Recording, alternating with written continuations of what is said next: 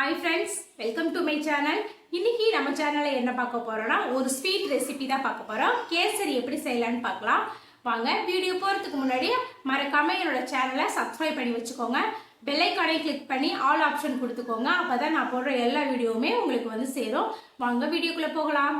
நான் இந்த கேசரி செய்யறதுக்கு ரவை, சீனி, நெய் அப்புறம் ஏலக்காய் இதுதான் நமக்கு தேவையான பொருள். ஒரு கடாய் வச்சுக்கோங்க. அதில் நல்லா ஒரு 2 டேபிள் ஸ்பூன் நெய் சேர்த்துக்கோங்க. நெய் சேர்த்துக்கிட்டு கொஞ்சமாக முந்திரி பருப்பையும் திராட்சையும் நல்லா வறுத்தி எடுத்துக்கோங்க.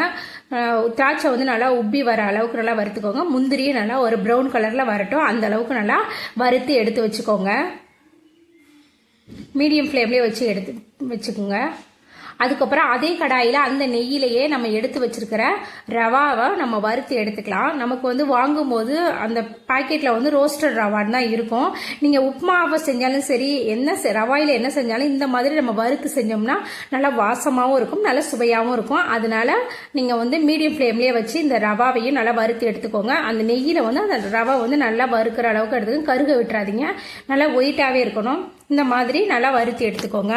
பாருங்க, சிம்லேயே இருக்கட்டும். நெய்யில் ஃபுல்லாக அந்த ரவை ஃபுல்லாக கலக்கட்டும். நல்லா வாசமாக இருக்கும் நம்ம வறுத்து செய்யும் போது. அவ்வளோதான், இந்த மாதிரி வறுத்து எடுத்துக்கோங்க.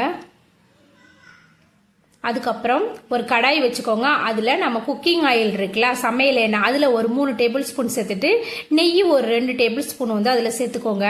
நம்ம நெய் மட்டுமே செஞ்சோம்னா ரொம்ப திகட்டுற மாதிரி இருக்கும். கொஞ்சம் ஆயில் சேர்த்தோம்னா நல்லா இருக்கும். அதுக்கப்புறம் நம்ம 1 கப் ரவைக்கு நான் 2 கப் தண்ணி சேர்க்க போகிறேன். அது நமக்கு கரெக்டாக இருக்கும். நமக்கு ரவையும் ரவையும் நல்லா வெந்து வரும். நமக்கு கேசரியும் கரெக்டான பதத்தில் கிடைக்கும். 1 கப் ரவைக்கு 2 கப் தண்ணி. இந்த மாதிரி நல்ல கொதி வந்தது நம்ம எடுத்து வச்சிருக்கிற 1 கப் ரவையை சேர்த்துக்கோங்க. ஒரு கையில கொட்டும் போது இன்னொரு கையால நல்லா கிண்டி விடுங்க. ரவை கொதிக்கிற தண்ணியா இருக்கிறதுனால நம்ம ரவை போட்டதுமே அது என்ன கெட்டி ஆயிடும், அங்கங்க கெட்டி பிடிச்சி போயிடும். அதுக்காக நல்லா கிண்டி விடுங்க. பாருங்க, நம்ம போட்டு கொஞ்சம் நேரத்திலேயே நல்லா வெந்து தண்ணியெலாம் நல்லா சுருங்கி வந்துருச்சு. இன்னும் நம்ம கொஞ்சம் நேரம் வேக விட்டோம்னா நமக்கு நல்லா தண்ணியெல்லாம் வடிஞ்சு ரவை நல்லா வெந்துடும். ரவை வெந்த பிறகுதான் நமக்கு ஜீனி சேர்க்கணும். நம்ம முன்னாடியே சர்க்கரை சேர்த்தோம்னா நமக்கு ரவை வெந்து போகாது. நல்லா ரவை வேகிற அளவுக்கு வெயிட் பண்ணிட்டு அப்புறமா இது கூட நம்ம சர்க்கரையை சேர்த்துக்கலாம். இப்போ பாருங்க, நம்ம போட்ட தண்ணி எல்லாமே வத்திடுச்சு, ஃபுல்லாக ட்ரை ஆகிட்டு இப்போ ரவை நல்லா வெந்துடுச்சு. பாருங்க, இந்த ஸ்டேஜில் நான் 1 கப் ரவைக்கு 1 கப் சர்க்கரை எடுத்திருக்கேன். அதையும் அது கூட சேர்த்து நல்லா கலந்து விடுங்க. பாருங்க, முன்னாடி ட்ரையா இருந்த மாதிரி இருந்துச்சு. இப்போ நம்ம சர்க்கரை சேர்த்தது என்ன ஆயிடும், நல்லா சர்க்கரை உள்ள தண்ணிலாம் விட்டு நமக்கு ஓரளவுக்கு நல்லா தடன்ட்டு கொஞ்சம் தண்ணி விட்ட மாதிரி நல்லா இருக்கும். பாருங்க, ஒரு தோசை மாவு பதத்துக்கு வந்துடும். அதுக்கப்புறம் நமக்கு இதுக்கு நான் ஃபுட் கலர் மஞ்சள் கலர் சேர்த்துக்கிறேன். என்கிட்ட சிகப்பு கலர் கிடையாது. கேசரினாலே சிகப்பு கலரில் செஞ்சாதான் சூப்பராக இருக்கும். என்கிட்ட மஞ்சள் கலர் தான் இருந்துச்சு. உங்ககிட்ட நீங்கள் சிகப்பு கலர் இருந்துச்சு, இல்லை எந்த கலர் இருக்கோ அதை நீங்கள் சேர்த்துக்கலாம். இந்த மாதிரி நல்லா கலந்து விடுங்க. ஃபுட் கலர் நல்லா கலந்து விடுங்க. பாருங்க, இப்போவே நல்லா சூப்பராக இருக்கு. பாருங்க, நம்ம இந்த ஸ்டேஜில் நம்ம கொஞ்சம் கொஞ்சமாக நெய் சேர்த்துக்குங்க. 1 டேபிள் ஸ்பூன் நெய் சேர்த்துக்கோங்க. நீங்கள் கொஞ்சம் கொஞ்சமாக நெய் சேர்க்கறனாலும் சேர்த்துக்கலாம். நான் முன்னாடி ஃபஸ்ட்டு சேர்த்ததோட இப்போ மறுபடியும் 1 டேபிள் ஸ்பூன் நெய் சேர்த்துக்கிறேன். அவ்வளோதான். அது கூடவே நான் முன்னாடியே வறுத்து வச்சிருக்கிற முந்திரி, ஏலக்காய் சேர்த்துட்டு இது கூட கொஞ்சம் 2 ஏலக்காய் சேர்த்துட்டு முந்திரி திராட்சையை சேர்த்துக்க போகிறேன்.